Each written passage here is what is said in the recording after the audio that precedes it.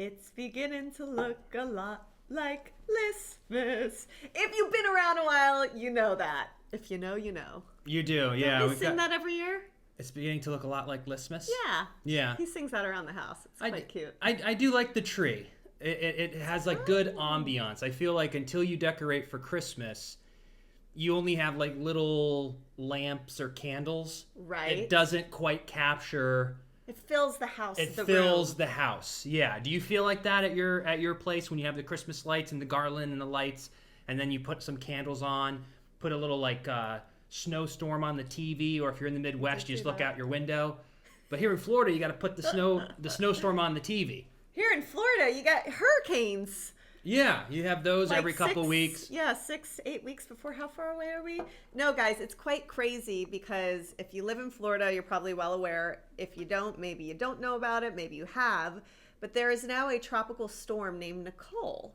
And she looks to be turning into a Category 1, which if you're a Floridian, I mean, that's not that bad. Like getting a tropical storm, you're just going to have, some bad weather, of course. But the last one we had, Hurricane Ian, that neared almost a Category 5. And that's, devastating. Very, very bad. I mean, Category 1 is still horrible weather, but I guess you kind of prep yourself to go, just a tropical storm. Yeah, and being in Orlando, we get kind of saved more often than not just because there's so much land. If you're on the coast, that's when people are evacuating. But yeah, hopefully it's just mild. Like we already had, Ian, and then I just feel like the energy of the world. Like we had the Powerball, which was bigger than it's ever been, 1.9 million, where someone in Southern California finally won it. But then they were delayed on that. The midterms, we're filming this Wednesday. The results still aren't in. You've got Hurricane Nicole. You have the holidays coming. Honey, it's because of the eclipse that happened on Tuesday. And there was a blood moon, which for any of you who are into this kind of stuff, it just means that's a crazy time. It was like, I think it was like a double eclipse or something, I want to say. But if I read up a lot on it, and everyone was writing me going, this eclipse is making it crazy. So I feel that. Yeah. And based off of the things you just said, it's been a little chaotic energy out there. So if you've been feeling a little bit of chaotic energy the past few days, maybe it was the eclipse. Maybe not. Maybe life's just crazy. But it's pretty wild because I think it was on Sunday, I was on TikTok, and all of a sudden, this gentleman who's named Mike the Weatherman, he pops up on my feed, and I go, oh no. And the thing with Mike the Weatherman, he's been this blogger about the tropics and hurricanes and everything since 2004, and he's a very trusted source because he actually goes to the storms, and it's his life, it's his livelihood. And so everyone always knows that when he pops up, you go, oh no. Yeah, I saw him. What's coming? I saw him coming up there. And he was basically saying, Nicole is a tropical storm right now. We'll see what happens. But the thing with hurricanes, you don't know until they're here. I'm not worried. Even last time, like we went to a hotel, waste of money, had a little flooding, some soffit blew off our roof, but we would have been just fine. But Alyssa's the doomsday prepper. I know. It's so bad. It's like you just gotta rock with it. Here's my deal, though. When it comes to the really big hurricanes, I get so terrified of tornadoes. Yeah. And I feel if you're in a big, sturdy, perhaps it's Disney or Universal type hotel or building, that I feel a little bit safer. But I freak out when it comes to natural disasters. I am such a type A, like to be in control. I mean, even you see me with prepping, I'm crazy. It's very hard for me. Well, it's so funny that her and I have totally different anxieties about life. Like, I'm not afraid of catastrophe, death, dying. Like, I have, zero concern or fear because I just go, well, if it's going to be over, it's over. I have more anxiety about the day-to-day things. You are always, about, terminal or, catastrophe. Like, you are so anxious about If death. my knee hurts, I'm like, oh, my gosh, am I dying? I'm like, well, if you are, it's over. Like, my anxieties come from, everyday life because we're most likely not going to die tomorrow. So you're having to figure out and plan your life and take risks and work and, manage your relationships. And, that's where my anxiety comes from. Yours just is the first ever tornado is going to come to Orlando and kill us all. I'm like, well, we go out together. I mean, But I don't, you know what's really interesting though? My anxiety has always stemmed around death. And even when I was a little girl, I remember being in the bathroom with my mom. I was so young. And I just remember crying to her and I go, I can't imagine like dying one day or life without you or death. Like it was a pivotal moment for me. And I'm like, I wonder what it is that always made me that way because gotta get my dog. Gotta get the dog. Hold on, guys. I knew he wasn't going to make it. Should I set him on the ground? Yeah, let's see what he does. But yeah, what were you saying? So Yeah, it's just I've always been kind of almost fascinated too with death. And you know what's so weird about this? I want to make sure I have the exact name. I just ordered this book because I'm like, if I lose power, I want to have something to do.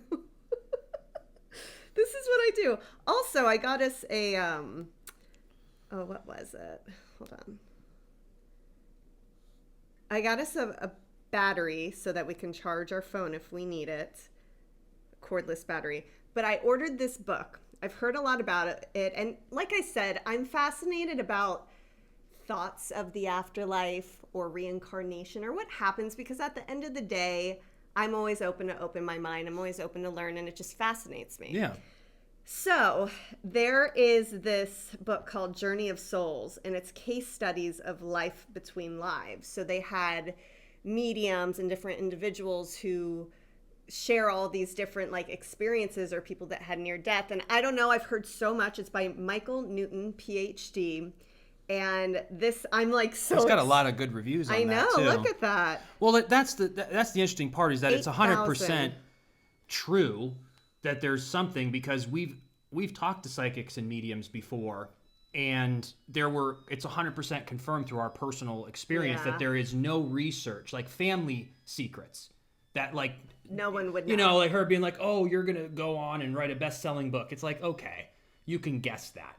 But when it's like secret things in the family that 0 people would ever know, I'm like, well, you obviously did talk to that person. Yeah. Because how else would you know that? That's a family secret. It's unbelievable. So we've had many experiences that aren't just coincidences. So I believe that some people can communicate once you've passed. Yep. Well, I want to share really quick, Benjamin, a little bit about this author. This is what fascinates me. Michael Newton holds a doctorate in counseling psychology. He's a certified master hypnotherapist and is a member of the American Counseling Association.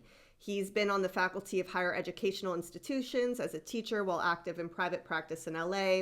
Over many years, Dr. Newton developed his own intensive age regression techniques in order to effectively take hypnosis subjects beyond their past life memories to a more meaningful soul experience between lives. He is considered to be a pioneer in uncovering the mysteries about life after death through the use of spiritual hypnotic regression. He now trains other advanced hypnotherapists in his techniques. But that just kind of interests me. I'm like, well, you're very well educated. If I'm going to indulge in any sort of information, it might as well be by him. But this guy is really famous. Well, that'll be cool. You have to give me the cliff notes. Is there a movie about it that I can watch? Maybe you can go to, what was it, Pink Monkey? I think so. Maybe that'll be. This is a callback, but I think it was to our members' podcast. Yeah. You were talking about Pink Monkey. I just used to do the cliff notes in school. I tried. I became an avid reader for like 6 months, and I read like all like the top 10 books that you should read, whether it was through audiobook or like fought through it and read it, and gained a lot of value from them. But I just found I like podcasts, I like clips, I like video. I just consume it better because I wander too much reading. It's so interesting for you. He loves audio. He loves listening, being on a walk, listening. For me, if I had to watch a video, listen to audio, or read an article about something, 110% always would read. Yeah. I just, like, I sit on my phone and I sit and read articles for like hours. I just love to absorb it that way. Even, funny enough, I've been dabbling in learning Spanish because, you know, I have family coming and just throughout life, I think it'd be really cool. That's a big part of who I am that I never really explored. And when I'm learning it, they have it through audio, they have it through written aspects. And I find it so much more easy for me when I sit and I read the word and I go, oh, that's the word. And then I hear it. Yeah. Instead of just hearing it, I have to see it. I have to see how it's spelled. Well, I think learning 100%. You got to do that. Yeah. But it's really... If you're learning to, like, a word, like knowing how to speak a language, yeah. But it's really cool because the one that I did purchase, I do a lot of it when I'm driving, the audio portion. So they teach you different ways of, saying the word. They just have this great system. And so I'm learning little by little, but hopefully one day I will be fluent. I think you can learn it in 6 months. Oh, If yeah. you're really dedicated. I mean, Spanish is the only language that I think is worth learning at this point, just because we would use it in our daily lives, especially living in Florida. Any other language is like, just use the translation app. He chose violence. As soon as he woke up from the nap. Y'all, sorry for all the background noise today. We had our dryer going off, that really pretty little doo-doo-doo-doo-doo when he was talking, when Freddie was talking. And then Benji, poor little guy, you guys know he has epilepsy, but he's been doing so well for the past, honestly, like 3 months. He hasn't had any episodes. And last night at 5:30, he had a little one. And so... it's always interesting waking up to it because he makes this crazy noise. It's very sad, but you get used to it after a while. And so, yeah, we dealt with that, and then I've been up since. So, gotta love it. It's like a kid in training. Little Benjamin. But anywho, enough with the noises, enough with the distractions. Are we distraction-free? We're distraction-free. All right, let's try it again. Try what? Our show. What do you mean? Like take 2? I don't know. Oh, like the second half? Yeah. We're not going to do that over. No. No way. I'm just saying, let's get situated. Okay, I have something interesting I wanted to bring up to you because I know you and we just purchased this game called The Age Gap. Mm-hmm. And we're going to play it during Christmas time because his family's coming, mine will be here, and we've got all these different generations. Boomers, Gen X, millennials. I don't think we have any Gen Z, though. We don't, do we? We don't have Gen Z, no. But we're closer. We're close enough to it. We're in the culture. We know a little bit more. Yeah. And I think we know more about Gen Z because of TikTok. Oh, Imagine yeah. Without that, we wouldn't know anything. We wouldn't know. But this article recently came out, and it is basically emojis that Gen Z would like to cancel. They basically say that they know you're old if you use these. And there was a study that they did, let me see here, between 16 to 29, and these are 10 emojis that when used in texting make you seem old. So I want to see if you use any of these, and I'll tell you if I use them. Number 1, the thumbs up emoji. I do not use that. You don't use the thumbs up emoji? Okay, I'll tell you, I think I use it solely for business purposes, but I use it often. Like, I'm almost a little embarrassed how much I use it. Well, what's the energy? What's I guess the replacement is just like, okay, sounds good. Yeah, so basically Gen Z thinks that the thumbs up is passive aggressive, which I guess I could see that, but for me, it's more of an efficient, like, yes, done and done. We've got this handled. All's good. I feel passive aggressive if you I always feel unfulfilled if I just double tap and like it, unless the relationship is incredibly close. Like, You have to... like get hearting or liking a thing, I feel is more passive than... Really? Because it's like, oh, like you've read it and you want to let people know, like, hey, I've read it. I have nothing really to add, so I like it. But deep down, I always just feel like, you had nothing else to say, I had nothing else to say, so we're just liking the comment. You know, it's funny. My dad says the same thing. He hates when someone just responds with a heart or like. He's like, expand. Yeah. Share a little bit more. So, well, I'm sorry, not sorry, Gen Z. I love my thumbs up. The traditional red heart. Never use that. The okay sign. Never use that. I feel like I use that maybe 10% of the time. And again, it's kind of more business for me, but I still prefer my thumbs up. The check mark. I use that sometimes. Do you use the check mark? The poo emoji. That one I don't use that. I do think though that is very millennial because when emojis first came out, remember that was like an icon for a second? There was maybe it was the Emoji Movie or something like that, and the poop emoji was just like on pillows. Do you remember that? Yeah, it just becomes so part of our life now. That you just don't even... I mean, I never use that one, though. This next one really upsets me. The intense crying face. Where they go with the tears. Yeah. Dude, I love that one. I use that. I use that all the time. How do you use it, though? I use it for like laughing my ass off. Oh, really? Like crying, laughing. Yeah. Like I know the Gen Z uses the skull, meaning dead. But I don't speak to people who are Gen Z through text. That's true, too. I don't have any relationships with Gen Z. So older, like my millennials or older, understand crying, laughy face is just more than LOL. Because LOL... Well, crying laughy face is different. That's like haha. The crying one, intense crying, for me, I can see sometimes maybe a little laughter, but it's if I'm explaining something and I'm just like, oh my gosh. Yeah, that's like something like I could see you and a couple of your girlfriends using. Totally. The next one is the monkey covering its eyes.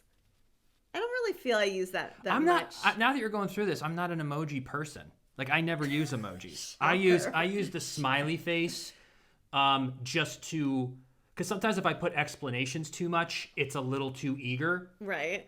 So there's times that I'll just like write a message and put a smiley face at the end of it, just so people are like, oh, he's happy while saying this thing. I feel you use a weird smiley face. It's just not the original. The original? Yeah, just like the real... 2 dots in the line, just the regular smiley, like, hey, this is really happy, like.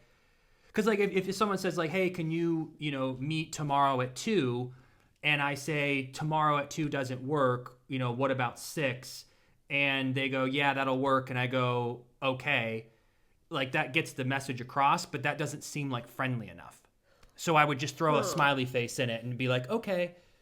Just so... Or like, explanation so that But we understand. I think the boomer generation during email and text is still using it as like they don't care to put personality. They see it as an exchange of information for efficiency. Sure. They don't see that putting personality matters. For most. I'm sure there's a lot of boomers who do. Of course. But if someone doesn't use emojis, explanations, or full sentences of responses, then it just comes off rude or cold. Like if you write an email and someone goes, okay, we'll get on that.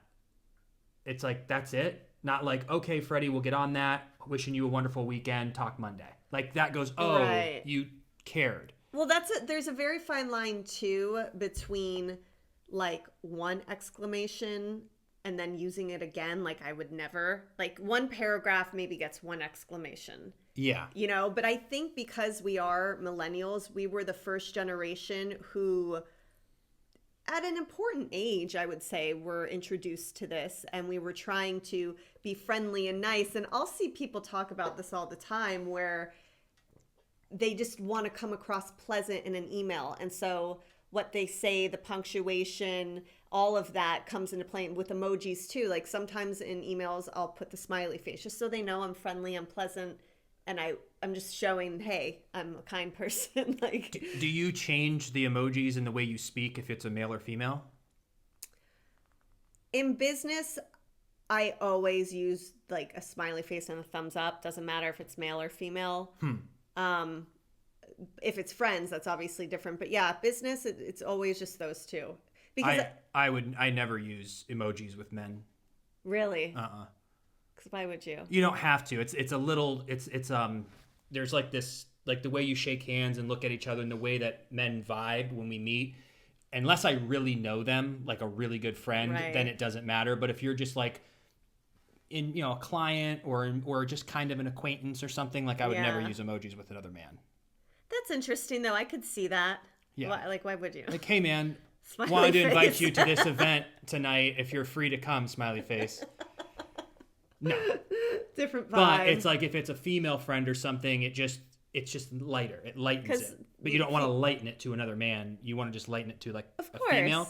So that's just like depending on how it is. But yeah, like clients that we've had, like funny, most of them have been women. Women, yeah. But I would never in a million years, like the one husband that we worked with, like I wouldn't text him a smiley face. No, you wouldn't. But all the females, I would be like... That's funny. I just want to be soft because there's a lot of very hard, rigid businessmen or just hard, like blunt men in general that you can feel the energy through it. Right. And I never want To come off. come off that way. I'm just like, Yeah. hey, I'm just a nice, professional, friendly guy. Like, I'm easygoing. Like, I'm not going to be like, Right. No, of course. And it's funny now that you mentioned that. There's one client I had who was a male who I've worked with quite a few times this year.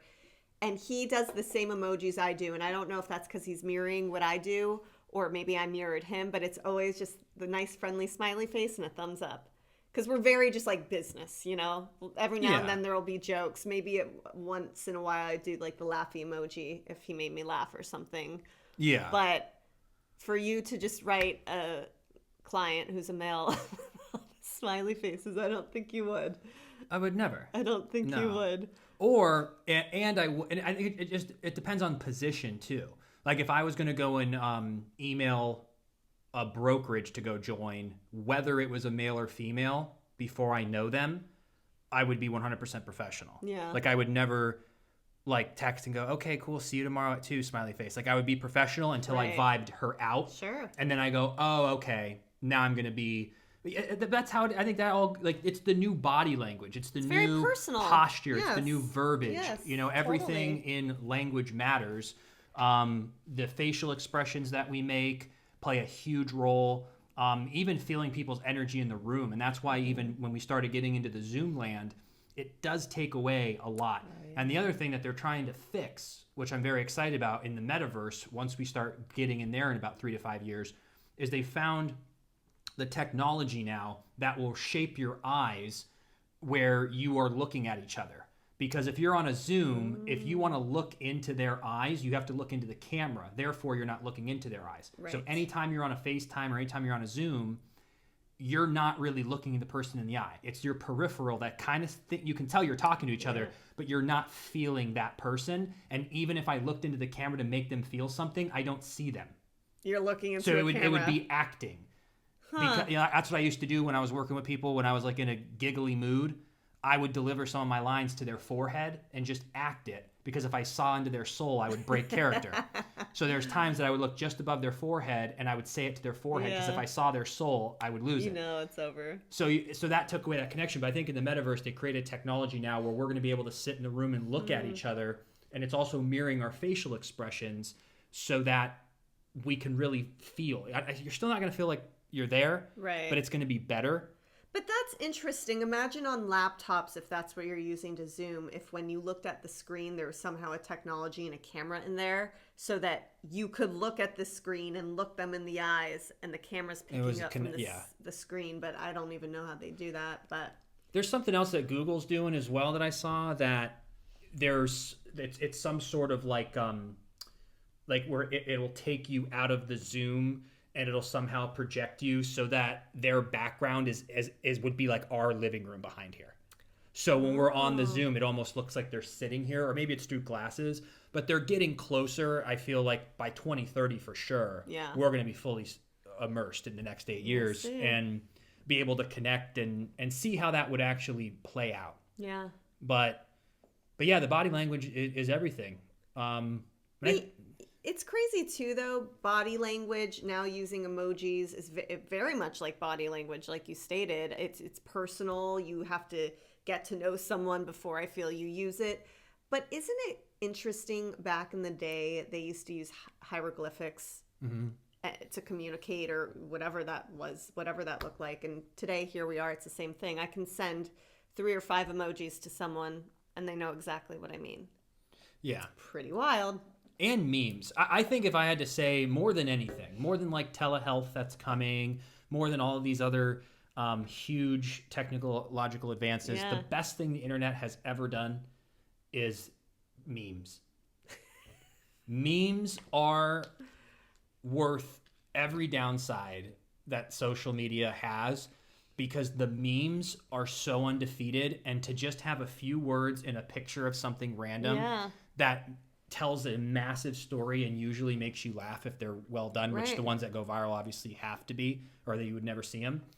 But the memes there's nothing better. No, and you know what's pretty wild? I recall, I think it was early 2000s when memes first started coming out, And I have this moment I always still remember. I think I was even, was I talking to you? That would have been like 2010. But whoever I was talking to, I was like, man, with memes, you really see how funny people in the world are. Because before that, we only knew who we knew in person. Yeah. We didn't know the entire internet had an incredible sense of humor, that there were so many funny people out there. All we knew was, your town or who you knew in person. And I remember thinking, wow, this is so cool. Yeah. It was like MySpace days. Were you on MySpace? Not really. What's not really? Like, I think I had one and I like talked on it like twice, but by the time I got it, Facebook was released to the public. Really? So you weren't a MySpacer? No. Oh my God, high school, it was all about MySpace. Your profile, you put your song on your profile. Because for Facebook, you had to have a college email address for a while. Mm-hmm. I think I used my sister's. I was like, can I borrow your email address? Because I was still in high school. Yeah. But times have changed. Now you go onto Facebook. Lord knows what you're going to get there. Facebook's making a huge comeback. I know. Everyone I know. crapped on it for a while, but it is got so many users, and the amount of exposure that you can get, like our Facebook page, for those of you who are watching this on there, it just gets so many hits. Like we can make a small little video that'll get like 50,000 views. That's wild. And I'm still waiting on what Instagram's going to do. It's so much. It is. I just don't even know how to use it anymore. Like if you haven't noticed, I mean, like I'm just not even on Instagram anymore. Everything that they're suggesting to me is not what I'm interested in. Everything that they're also suggesting to me is something that was viral 2 months ago on TikTok that I've already seen. And then there's like a few people that will pop up that I follow, but mainly I don't go on it anymore. Like I'll post a video every now and then, but I haven't figured out a way in today's world. Like if I post, most of my followers aren't going to see it. So what I want to post on Instagram as where I go, oh, my followers would love to see me cooking some meal because they followed this journey. But if I don't do it in a way that is engaging to a stranger, then it won't be pushed to my followers and it won't be pushed to other people. So I have to basically make content that my followers will like, but also with the twist of understanding that this has to be a potential way to go viral for them to push it. Right. Because if it goes to a handful of strangers and no one likes it, they won't show it. Right. So it's taken away where now when I make a video for Instagram, like, this won't go viral. This is going to get very little views, and basically none of my followers are going to see it. But the ones that do will be happy. Or I can make one that I know will go viral, but it's a topic that my followers are going to be like, this is new for Freddie, like if they see it. Right. And so I'm trying to just like figure out what to do there. But I almost feels like stories are for your followers and reels are for strangers and discoverability. Yep. And then they also released a new feature called subscriptions, which I'm just sitting on. I'm seeing what they're doing with it, which could kind of be cool. But the only way I'd ever want to do that is if we could bundle our members podcast with subscriptions where people I wouldn't want people to double pay. Like I want to be like really, really cheap. And just like one thing where you get not only the extra podcast on every Sunday, but you also get exclusive like stories throughout the week. Right. But it would all have to be in one place. Well, I guess you'd have to see, like, if anyone signed up through Instagram, you would cancel basically the memberships on Facebook and YouTube. But then also maybe people on Facebook and YouTube just want to stay there. And maybe people on Instagram don't go to YouTube or Facebook to watch the pod, and they just want to see behind the scenes stories of your life. You just don't know what people want. But it's the organization, because then you're like, okay, well, now I have a premium subscription for $5 a month for people that are paying for Instagram, so I have to be cognizant of that, as well as my followers who just don't want to pay, who just want to like tune in every now and then, and have to keep them engaged. Then you have to make reels on Instagram that are engaging for strangers and discoverability, as well as making it for Facebook Reels, Facebook long form, YouTube Shorts, and TikTok, a lot. And plus the membership podcast. So it just becomes like like you, in order, it seems like, to be a very successful content creator these days, you almost need a small production team. Sure. Or you have to pick one avenue and basically just go all in. But we knew that theory before. I was like, I don't want to take people from Facebook and say you can only watch us if it's on YouTube, because there's 100,000 people that will never want to go to YouTube and watch it. And now you have 100,000 people who would have loved you that you just shut off. Yeah. But it's really hard because each piece is something different. Right. So it's like, that's why I don't want to jump into anything, especially when it comes to money. So I don't have a plan yet, and I haven't figured out how I could make that valuable for all of you. Right. So I'm not going to do it as of yet, or if I ever will. But if I could think of something valuable that would be worth it, then I might consider it. Because based off of what I've seen creators do, some of them it's, behind the scenes, or you just get extra content, extra reels, extra stories, whatever it might be about that person.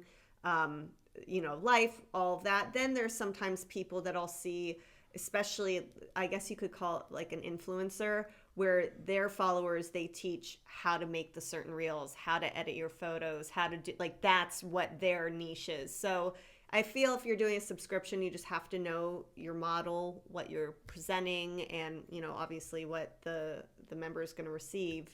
But I mean, it's endless. It's really crazy to see how content is evolving and evolving. Even on Instagram, it is wild how much they're pushing video, because even when I post photos, the reach versus what it used to be, that means they're not showing it to not even a fraction of what they used to. But Instagram wants it to be a video platform. Yeah. They want you to make reels so you can get paid to make reels. But it's just a wild, wild horse, all of it. Just looking at it, it's insane. Well, and the other part is just really finding, especially these days, like finding your niche of what your content's about. Because it's really hard to pick up, because that's what really changed, which is really putting a lot of pressure on content creators, is that when I built a following, let's just keep using Instagram as an example, all of you know when you chose to follow Freddie what you were going to get. But now, if I'm making content that only 800 of the 50,000 or 60,000 people are going to see, well, that's not sustainable on a business model. So then you're forced to make it for, like I said, a discoverable audience. Yeah. But if I do real estate, that's just boring to me. Like when it comes to a content creator, because 99% of you aren't buying a house.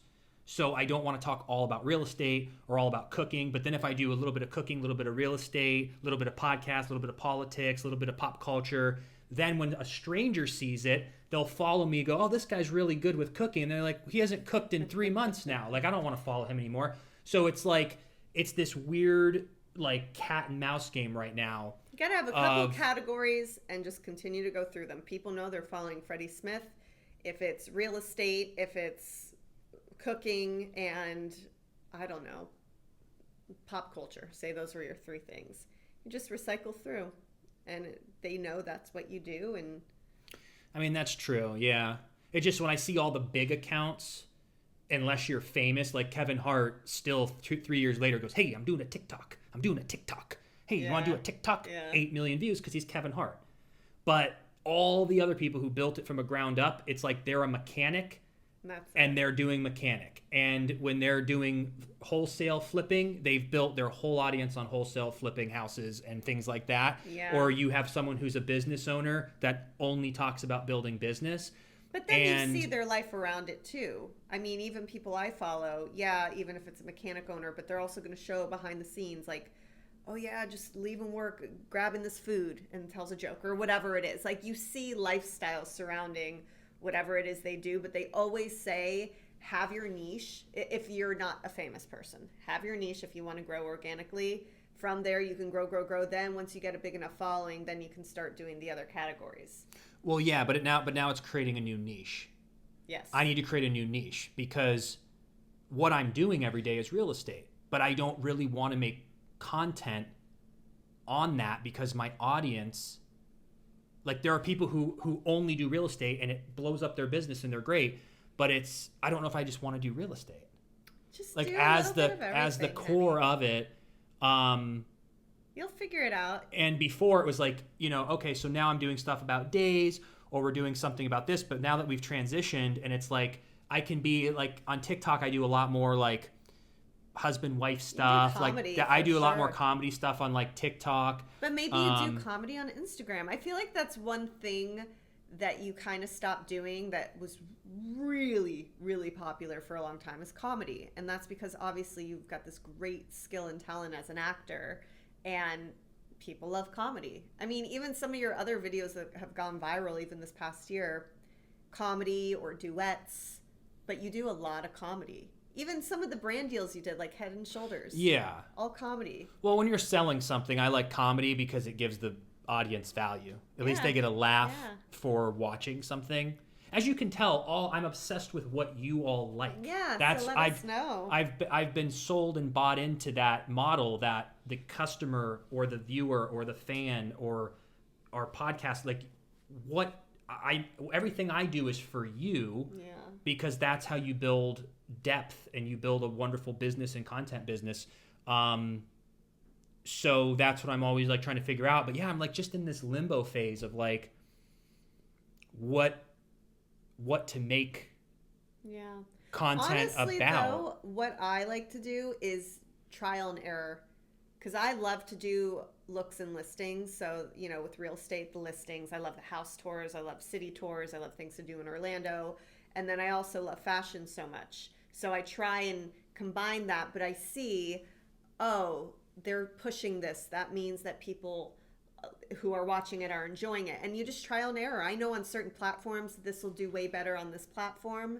And then others, I go, they're not going to like that as much. Well, I think what you have successfully done very well as you've pleased your audience who follows you for you and have seamlessly let them know that you're in real estate, and that's where a lot of our clients come from. But if it goes to just solely growing, like you've built, like you're like really good at the maintaining, right? But we haven't figured out how to get you to 1 million followers, right? Like doing like a fashion thing like everyone else is nice to mix in, but it had like, so that's what I'm thinking. It's like, if you make things about real estate, then we get more real estate deals, which makes us more money. The more money you get, the more people you can hire and build out more stuff. If I choose comedy, I'm building a comedy page for the outcome of what? Yes, I'm making people laugh. Yes, I get 200,000 new followers. And it's like, well, to grow an account, to continue to grow your business. But it's doing the comedy. It's doing entertaining. Yeah. So I guess at the end of the day, you got to figure out, hey, what do I like? What's the direction I'm going? And just do it. Just try it. Because even if people don't like it, you're going to know. And you'll go, oh, okay, well. But I know what people are like. I humbly don't make videos that bomb. Like, I know, like, He's not lying. Like, I make video, like, I know what will work because I understand how to make them. It's very true. It's very, but very true. I just want to just figure out what my, like, when someone came over to install our video or our security system a couple months ago, when he saw our cameras, he's like, what, like, what do you guys do? And like, we're like content real estate. He's like, what do you do for the content? And I couldn't in just one sentence explain what we are, other than the fact of like, we're like lifestyle, like comedy. And like, that's a problem. Where if someone goes, you do this, it's like, yeah, I actually refurbish old furniture and turn it into antiques and sell it for, X, Y, and Z. Or I run a pet shelter and I do all these different things. It's like, or I taste all the best foods in Orlando, and like, I really want to know what that, like, it's like that messaging maybe is really important these days. It's real estate and exploring Florida. That's what we were doing for a long time too. So we're going to get going, but send all the good vibes. We are wishing you all the best rest of your week, an awesome weekend, and we'll see you here next Wednesday. Have a good one, everyone. We'll see you next Wednesday.